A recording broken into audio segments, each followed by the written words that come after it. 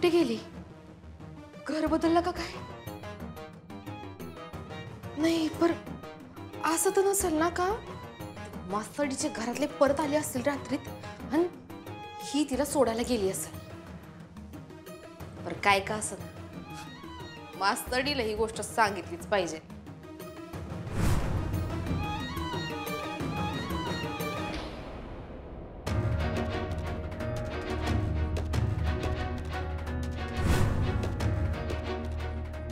शिवानी बाहेर ये लवकर.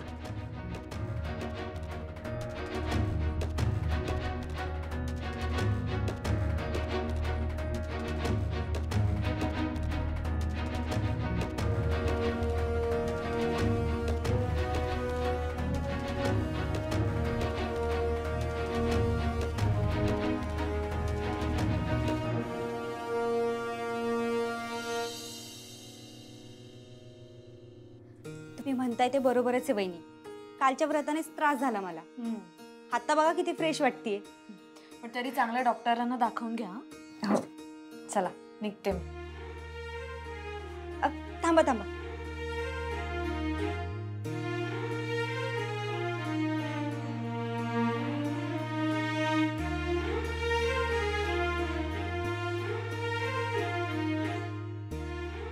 चला निघू.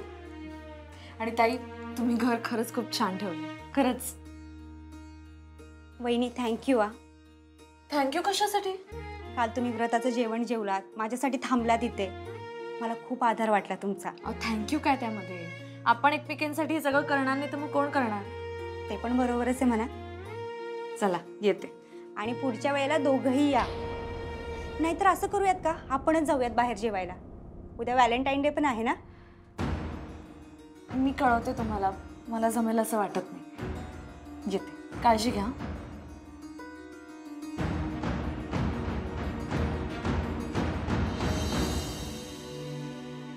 ताई चा ठेव तिकडं.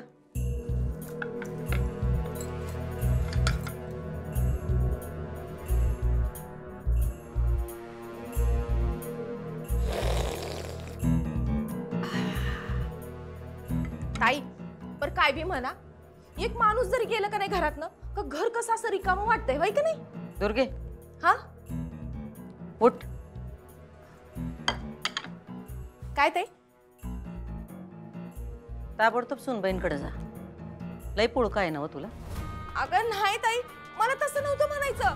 मग अगं मला हे म्हणायचं होतं का तू बघ की सगळ्यात अवघड गोष्ट केलीस. सुनबाईला या घरातनं बाहेर हाकलून दिलंस. आता तशीच सोपी गोष्ट बी कर की तिला शाळेतनं बी बाहेर काढून टाक. हा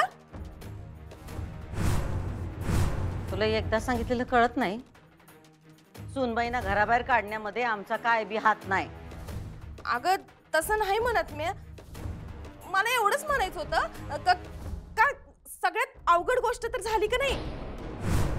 आता ही तर सोपी गोष्ट आहे ताई. तिला शाळेतनं बाहेर काढायचं. ते बी शाळेतनं बाहेर का काढायचं? कारण तुझ्या शब्दाचा वापर करून, तुझा शब्द फिरवून, स्वतःच्या सोयीनं वापरून ती परत शाळेत जायल्या. तुला काय वाटतंय? सल आमच्या मनात राहिली नाही काय? राहिली ना ताई. अगं मग तुझ्या एका फोनचं काम आहे ताई. तू एक फोन फिरवला का तिची शाळेतनं हकालपट्टी. तू म्हणतेस ते बरोबर आहे. आम्ही फोन करणार, पण त्यासनी शाळेतनं बाहेर काढण्यासाठी नाही. मग तू काय करणार आहेस? आम्हाला सांग, एखादा माणूस खालच्या पायरीवरून आपटला त्याला किती लागल? आणि एखादा माणूस जर वरच्या पायरीवरून पडला तर त्याला किती लागल? काय दुर्गे, एखाद्या माणसाला पाडायचं असेल नव्ह तर त्याला आधी उंचीवर नेऊन ठेवायचं आणि मग तिथून पाडायचं. ते बघण्यात वेगळीच मजा आहे, वेगळाच आनंद आहे. अगं ताई मग आता तू काय करणार आहेस? तू सांगितलंस तेच. एक फोन करणार.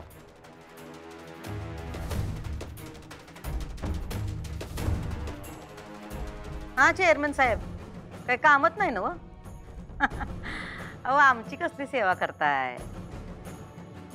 तुम्ही संस्थेची सेवा करणार आहात। आता संस्थेच्या सेवेसाठी एक काम करायचं, अर्जंटमध्ये एक पत्र काढायचं आणि आम्ही सांगू त्या पत्त्यावर तासाभरात पोचवायचं। घ्या, मॅटर लिहून घ्या।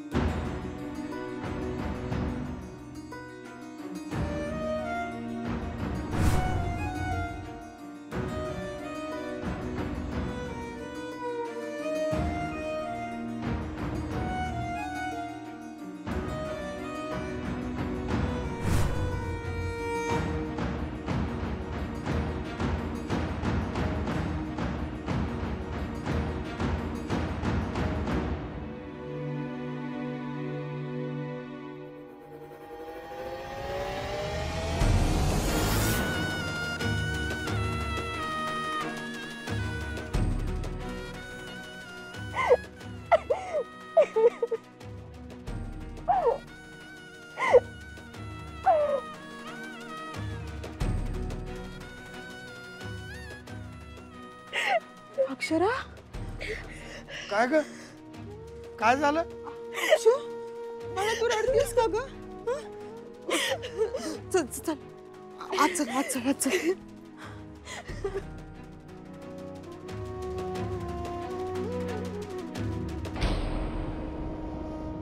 अक्षरा, मला वाटतं ह्यात चूक तुझी आहे. अहो, असं काय बोलताय तुम्ही? आत्ता तिने एवढं सगळं सांगितलं ते ऐकलत ना, तरी पण असं बोलताय? हे बघा, आत्ता ना तिची मनस्थिती जरा समजून घेऊयात आपण. हां, तिला आपल्या आधाराची गरज आहे. तर तुम्ही पण बसणार होता न्यायनिवाडा करत? अगं, मला तसं नव्हतं म्हणायचं, पण ही कशाला विनाकारण त्यांच्या कारभारात लुडबुड करतेय, नाक खुपसतेय. कोल्हापूरमधलं बडं प्रस्थ आहे ते. मग काय झालं बाबा? मोठं प्रस्थ ही काय पळवाट असू शकते का त्यांच्या चुका झाकण्याची? आणि फुलपगारे सरांचा काय दोष होता? त्यांना राजीनामा का द्यायला लावला त्यांनी? हे बघ, ह्यात त्यांचा काहीही हात नव्हता हे आता सिद्ध झालंय, आणि त्यामुळे तुला घर सोडावं लागलंय.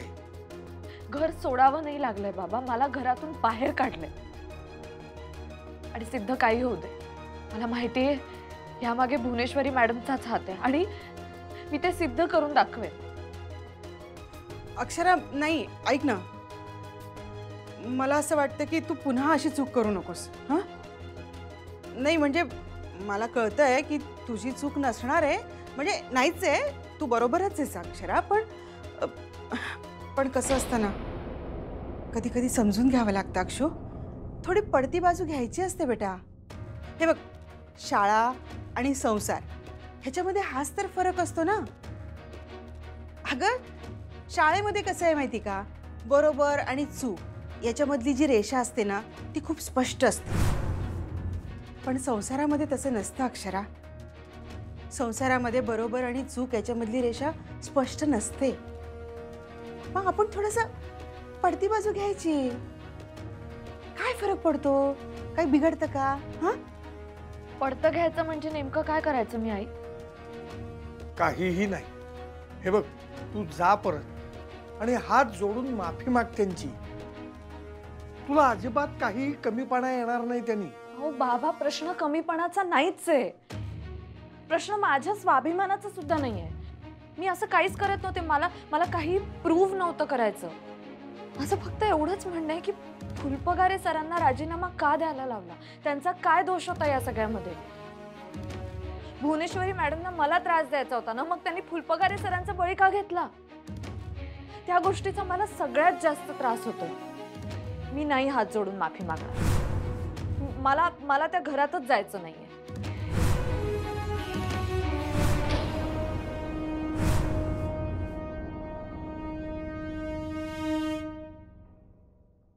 जाणार नाहीस म्हणजे? नक्की काय विचार चाललाय तुझ्या डोक्यात? आई, माझ्या डोक्यात काहीही विचार चाललेला नाहीये. हे बघ, मला त्या घरातून हाकलून दिलंय. जोपर्यंत मला मानानं त्या घरात परत घेत नाही तोपर्यंत मी तिथे जाणार नाही. ठीक आहे, हे बघ, तुला त्यांच्याकडे जाऊन माफी मागण्यात जर अपमान वाटत असेल तर नको जाऊस तू. आम्ही जातो आणि त्यांची माफी मागतो. नाही बाबा, नाही, मला नाही चालणार ते. मी जरी तुमची मुलगी असले तरी मगाशी तुम्ही म्हटलात तसं हा माझा संसार आहे. यामध्ये जे काही घडतंय त्यात तुम्ही नका पडू प्लीज. म्हणजे असं कसं? आई, नाही, नाही चालणार मला. प्लीज, कुणी माझी वकिली करण्याची गरज नाहीये. जर मी गुन्हेगारच नाहीये तर मी माफीचा अर्ज का करायचा सांगा ना. अगं, हे बघ अक्षू, तू फक्त तुझ्या बाजूने विचार करतेस. अगं, तू त्यांच्या बाजूने विचार कर ना. हे बघ, तुला कितीही खात्री असली की ह्यात त्यांचा हात आहे, पण सत्य तर तुलाही माहित नाहीये ना. आणि हे बघ, खरंच त्या म्हणतायत तसं जर त्यांचा या फुलपगारांच्या प्रकरणात हात नसेल तर तू एवढं पोलीस घेऊन गेलीस, साक्षी पुरावे केलेस, याचा त्यांना राग नाही येणार का? हो, म्हणजे हेही खरंच आहे अक्षरा. हे बघ, त्यांचा स्वाभिमान कुठेतरी दुखावला गेला असेल बाळा.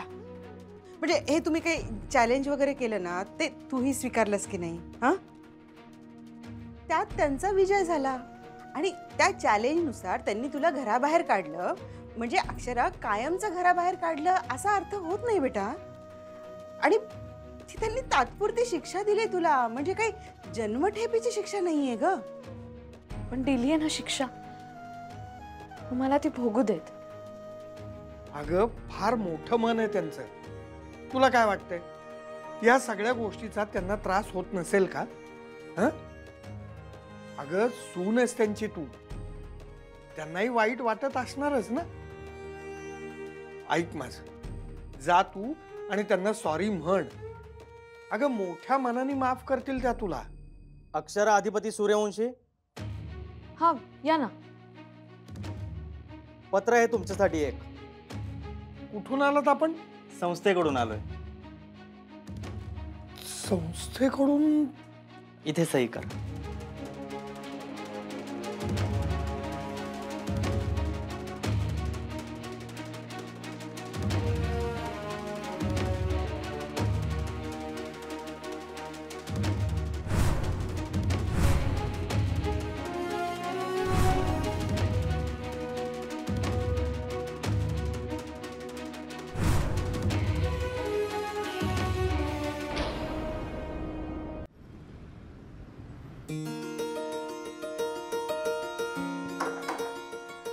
हो भाऊजी, तुम्हाला नवरा बायकोचा काय खोखोचा खेळ चाललाय का? वहिनी गेले आणि तुम्ही आलात. या आत या. जरा तुम्हाला अभिनयाचं पहिलं बक्षीस द्यायला आलेलो आहे. काहीतरीच काय हो भाऊजी, नकोय मला. घ्या, काय चावती होई, घ्या घ्या, ठेवा. हो, याची काय गरज होती भाऊजी? गरज होती, आम्हाला गरज होती. लय मोठं काम केलं वहिनी तुम्ही आमचं. घ्या, पाणी घ्या. पण भाऊजी, एवढा रिअलिस्टिक परफॉर्मन्स मी कधीच केला नव्हता. अहो, स्टेजवर कधी एवढी धडधड झाली नाही तेवढी काल झाली.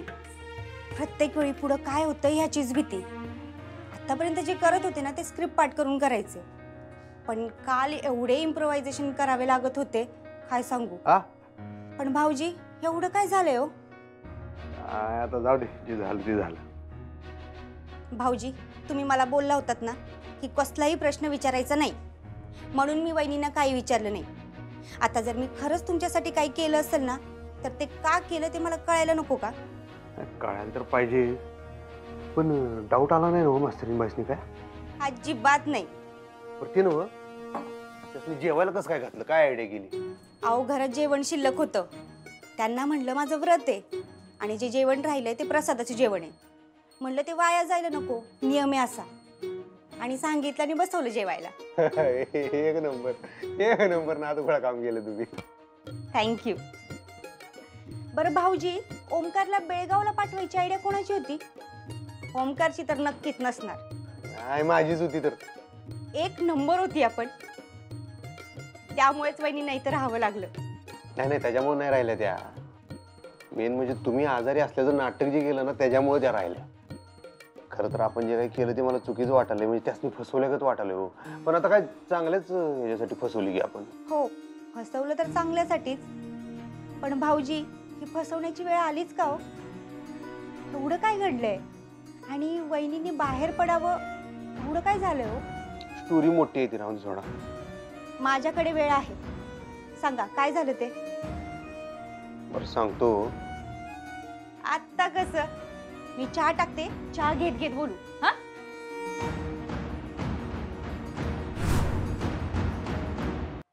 काय ग, काय झालं?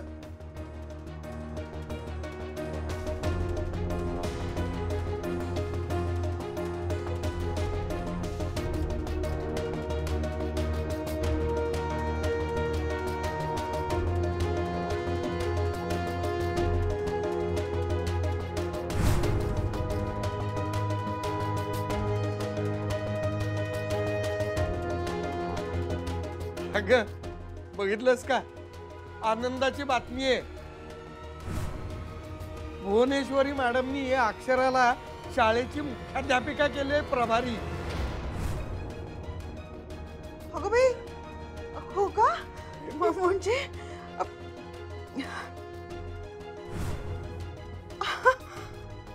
अगं बाई, आओ केवढी आनंदाची बातमी आहे ही. अगं अक्षरा, मी जरा देवाजवळ साखर ठेवून येते, आलेच. अक्षू,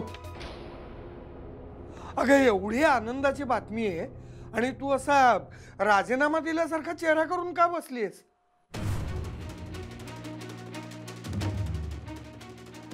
भुवनेश्वरीला समजून घेणं तुला वाटतं तितकं सोपं नाही आहे, कारण ती आतून अवघड बाई आहे.